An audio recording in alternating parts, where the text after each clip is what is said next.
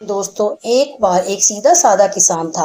वह अपने खेतों में सब्जियां उगाता था। जब उसे पैसों की जरूरत होती थी तो वह एक सेठ से उधार पैसे लेके आता था। फिर सेठ को अपनी सब्जियां पहुंचाता था, जिससे थोड़े थोड़े करके पैसों का हिसाब बराबर हो जाता था। किसान बहुत मेहनती था। वह अपने बच्चों के साथ खेतों में काम करता रहता था। सभी सब्जियां बेचने के लिए तैयार नहीं थी और किसान के पास अपने खर्चे के लिए जमा पैसे भी खत्म हो चुके थे। किसान सेठ के पास गया और सेठ से कहा कि कुछ रुपए और कुछ खाने का जरूरी सामान चाहिए। सेठ जी ने कुछ रुपए किसान को दे दिए और घर का कुछ खाने का सामान जैसे चावल, चीनी, आटा, दाल आदि भी दे दिया। किसान सभी सामान को अपने घर ले आया। कुछ दिनों बाद किसान की सब्जियां बेचने लायक हो गई और किसान को सबसे पहले सेठ से दिए पैसे और सामान के बदले में सेठ को सब्जियां देनी थी। किसान सब्जियां तोड़कर इकट्ठा करके सेठ जी के पास ले गया। सेठ जी से कहा, ये सब्जियां हैं, इन्हें रख लो। सेठ ने किसान से पूछा कि कितने किलो सब्जियां हैं।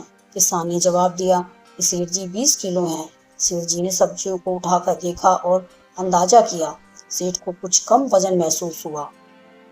सेठ ने दोबारा किसान से कहा कि सब्जियों का वजन सही बताओ, नहीं तो मैं अपने पास रखे कांटे पर तोल लेता हूँ और अगर कम वजन हुआ तो दोगुने पैसे लूंगा। किसान अपने सब्जियां तोल कर लाया था। उसे विश्वास था कि सब्जियों का वजन बिल्कुल सही है।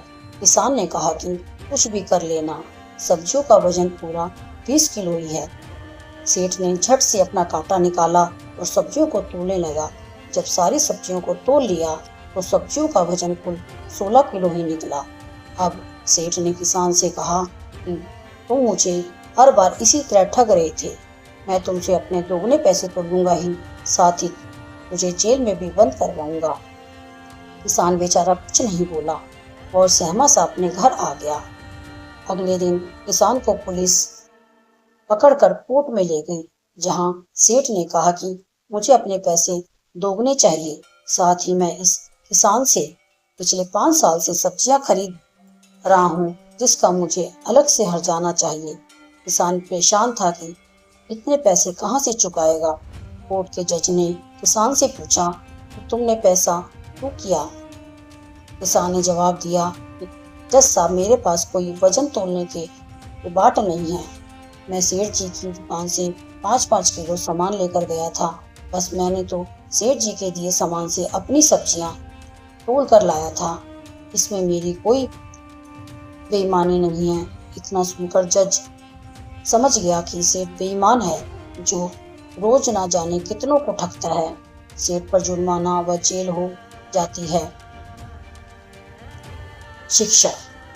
इस कहानी से सीख मिलती है कि दूसरों की कमाई या गलती निकालने से पहले अपने अंदर के दोषों को ठीक करना चाहिए।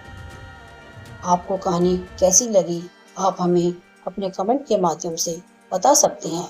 ऐसे ही कहानी सुनने के लिए हमें सब्सक्राइब और कमेंट करें। धन्यवाद।